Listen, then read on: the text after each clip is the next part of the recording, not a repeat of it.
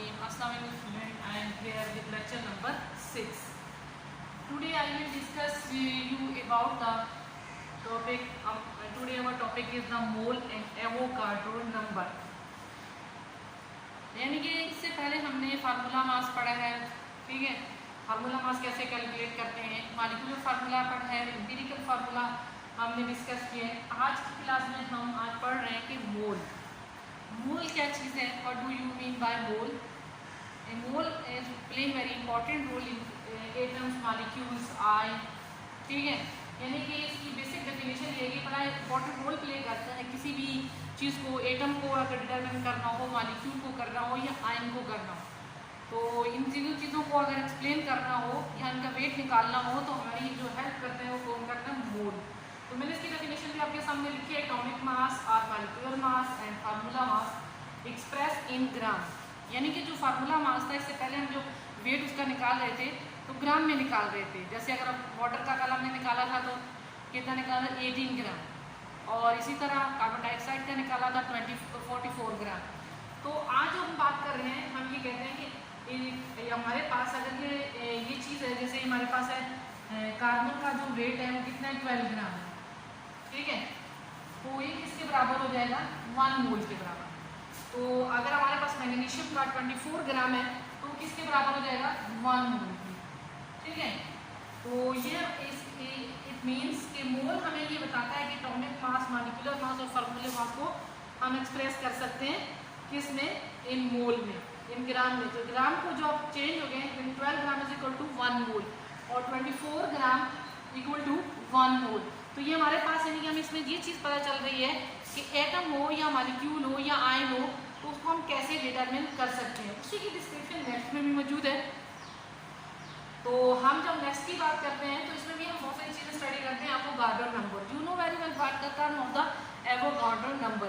Avogadro number जो है हमारे पास एक्चुअली एक कांस्टेंट फिगर है, एक कांस्टेंट वैल्यू है जिसको हम कहते हैं 6.02 मल्टीप्लाई 10 की पावर 23, यानी 0.000023 डालें तो फिर उसके बाद ये वाली फिगर डालें तो ये हमारे पास है, यानी कि एवोगाड्रो नंबर है। तो इसको रिप्रेजेंट करते हैं Na से। तो ये हमें क्या बताता है, यानी मोल को और इसका बड़ा रिलेशनशिप है, दोनों को समझ एक ही टॉपिक्स हैं, मैंने अलग अलग करके लिखी है कि आपको मोल में कन्फ्यूजन ना हो। तो मोल में कन्फ्यूजन दूर करने के लिए मैंने आपको बताया है कि जब पहले हम फार्मूला मास निकालते थे या मॉलिक्यूलर मास निकालते थे या एटॉमिक मास निकालते थे, किस में एक्सप्रेस करते थे, ग्राम में। तो 1 ग्राम किसके इक्वल है, 1 मोल के बराबर। अगर कोई भी एलिमेंट, जैसे मैंने कार्बन की एग्जांपल यहाँ पे दी और मैग्नीशियम की एग्जांपल दी, तो इसमें अगर हम कार्बन की बात करें तो इसमें 12 ग्राम है। अगर मैग्नीशियम का करें तो ये ट्वाइस है, ये 24 है। तो 24 ग्राम जो मैग्नीशियम है वो भी इक्वल है किसके, 1 मोल के। यानी अगर इसका एटम का इतना वेट है तो उसकी मदद से हम इजीली कैलकुलेट कर सकते हैं। तो इसी तरह एवोगाड्रो नंबर में क्या कहते हैं कि इसको रिप्रेजेंट करते हैं कैपिटल N, ठीक है, और कैपिटल A से। तो ये कहना है कि आप ये बात भी अपने गौर से समझिए कि इसका कितना डीपली रिलेशनशिप है मोल से। तो हम ये बात करते हैं ग्राम एटॉमिक मास है या ग्राम मॉलिक्यूलर मास है, ठीक है, ग्राम मॉलिक्यूलर मास है या ग्राम फार्मूला मास है। तो ये तीनों की अगर हम बात करते हैं, ये कंटेन द एवोगाड्रो नंबर।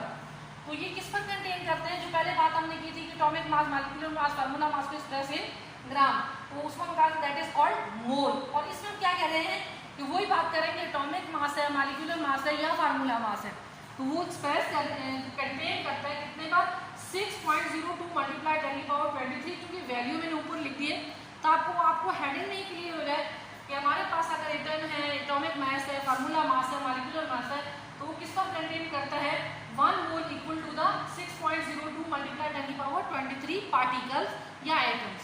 तो ये हमारे पास ये मैंने नीचे एग्जांपल भी दी है, उन एग्जांपल को अगर आप गौर से पढ़ें तो बहुत सारी चीज़ें क्लियर हो जाएंगी। देखें, मोल ऑफ द हाइड्रोजन एटम, अब मैं सिर्फ किसकी बात कर रही हूँ, एक हाइड्रोजन एटम का मोल कितना है।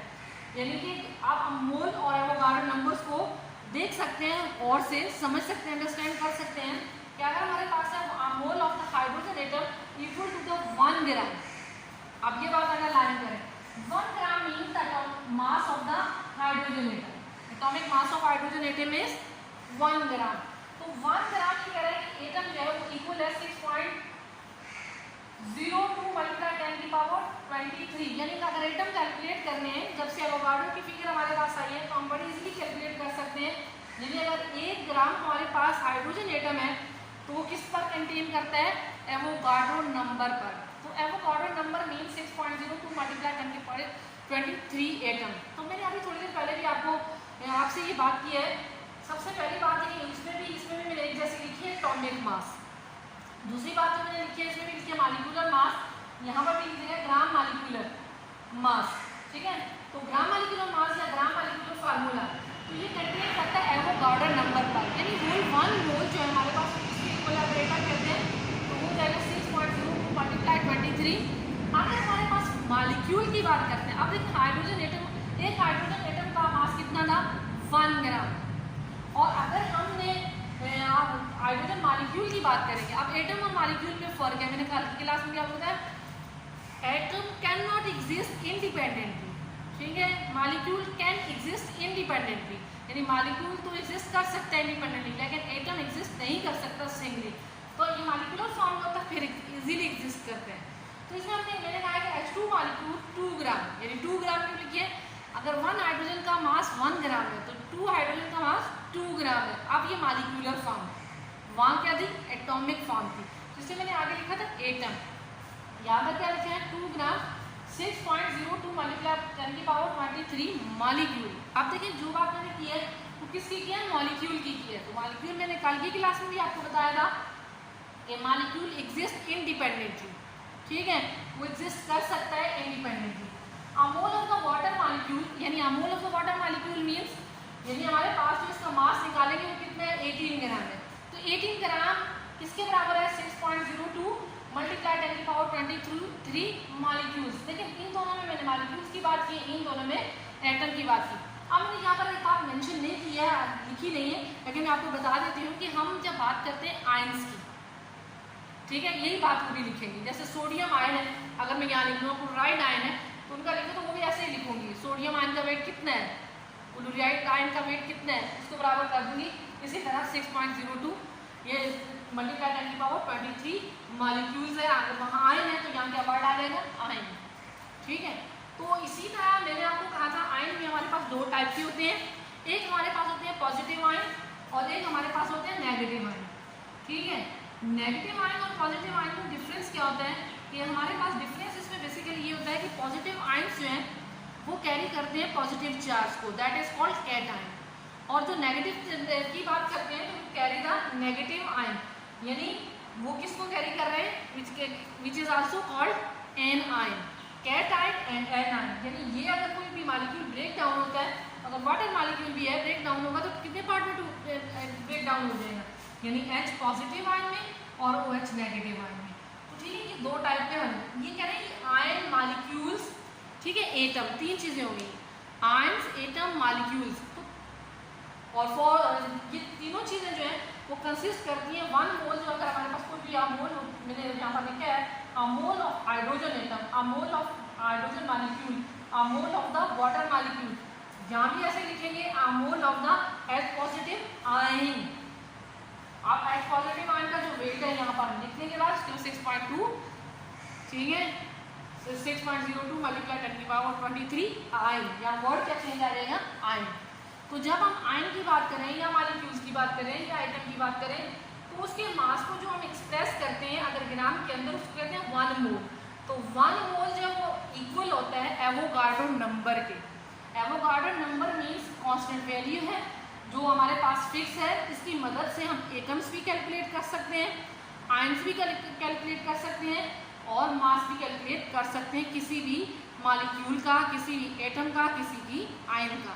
तो ये बड़ी हमारी ग्रेट कंट्रीब्यूशन इनकी है कि एवोगाड्रो नंबर की मदद से हम किस तरह किसी भी चीज़ को लैब के अंदर डिटरमिन कर सकते हैं इस कांस्टेंट वैल्यू की हेल्प से, कितने एटम्स होंगे, इतने पार्टिकल होंगे, इतने मॉलिक्यूल्स होंगे, ठीक है। तो हमें ये बड़ी हेल्प करेंगे और कई हम अभी सॉल्व करेंगे या नेक्स्ट लेक्चर में या रेगुलर जब क्लासेस शुरू होगी उसमें आपको न्यूमेरिकल्स करवाऊंगी, उसमें बड़ा इंपॉर्टेंट इनका रोल प्ले है, ये कैसे हेल्प करते हैं किसी भी चीज़ की हम जब उसकी मालूम करते हैं, ठीक है, उसका वेट मालूम करते हैं तो ये कैसे हमारी हेल्प करते हैं। जैसे फॉर एग्जांपल मैं अगर लेट्स सपोज के मैं कहती हूँ मोल डिटरमिन करें, ठीक है। कैसे डिटरमिन करें? 9 gram of aluminium, how many moles are found, ठीक है, इन 9 ग्राम ऑफ एल्युमिनियम। तो 9 ग्राम ऑफ एल्युमिनियम मीन्स जब हम मोल निकालेंगे तो मोल के लिए हम फार्मूला लिखेंगे।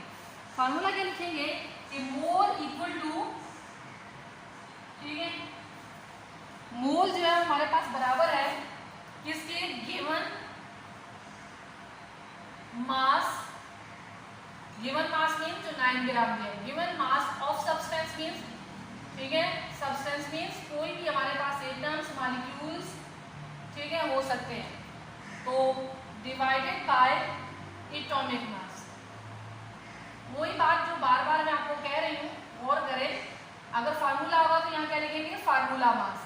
अगर एटम है तो क्या लिखेंगे? Atomic mass. तो मैं चूंकि एल्युमिनियम की बात की तो गिवन मास कितना है? 9 ग्राम है, और एटॉमिक मास कितना है एल्युमिनियम का? जितना भी उसका एटॉमिक मास होगा उसको यहाँ लिख देंगे। जैसे सोडियम की हम बात करते हैं, अगर सोडियम हमारे पास 9 ग्राम है तो गिवन मास कितना है? 9 ग्राम।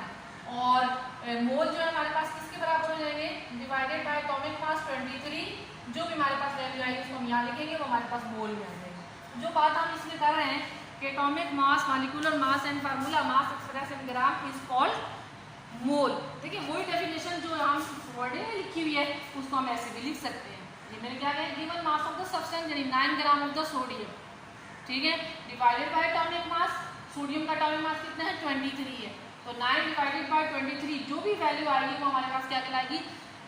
जिसमें भी आती है 0.0 समथिंग आती है तो कहेंगे इतने मोल। इतने मोल जो है ये कंटेन करते हैं कोई भी सोडियम एटम है, which is equal to the 6.02 multiply 10⁻23, यानी 1 डिवाइडेड बाय जो हमारे पास वहाँ मोल आए, फिर मल्टीप्लाई से करेंगे तो हम किसका? एटम का वेट कैलकुलेट कर लें। ठीक है, इतनी ग्रेट कंट्रीब्यूशन है कि मैंने समझाने की कोशिश की है। हो सकता है इस तरह आपको समझ में ना आए, लेकिन ये दोबारा जब न्यूमेरिकल्स में अप्लाई होंगे तो आपको क्लियर हो जाएंगे कि इनके क्या इम्पोर्टेंट है। न्यूमेरिकल जब आपके क्लासेस में आएंगे तो मैं न्यूमेरिकल डिटेल से आपको करवाऊंगी। तो ये आपके पास होम असाइनमेंट है, सिर्फ इसको समझिएगा और फिर इसको लर्न भी कीजिएगा, याद भी कीजिएगा, रिमेंबर कीप इन माइंड में स्टोर भी कीजिएगा कि moles, what do you mean by mole, what do you mean bye Avogadro numbers. ठीक है, एवोगाड्रो नंबर्स किसे कहते हैं और मोल किसे कहते हैं। तो यही आपके पास होम असाइनमेंट है। क्या होम असाइनमेंट है? मोल को आपने उसकी डेफिनेशन को याद करना है, फिर ऑरली राइट करना है। इसी तरह एवोगाड्रो नंबर को भी आपने याद करना है, फिर ऑरली आपने राइट करना है। Okay student, best of luck.